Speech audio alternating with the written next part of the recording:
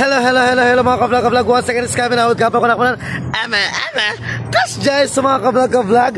Meron po akong nakita ngayon sa Midsayap, which is I saw the St. Mary's Academy of Midsayap, INC, formerly Notary of Girls.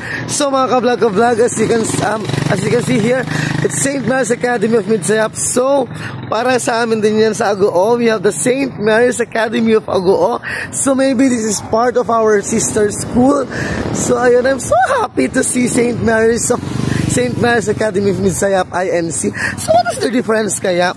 Ayun mga ka-vlog. So ang cute ng school, same na same parang sa school din. Nashook ako. Bibigyan lang dapat talaga ako ng sigarilyo pero nashook ako. I'm so happy. St. Mary's Academy of Midsayap, INC. So ayun mga ka-vlog. So shortly lang tayo. Once again, this is Kevin Hawad Kapo Kanakmanan. Don't forget to follow my YouTube channel, KJC1101.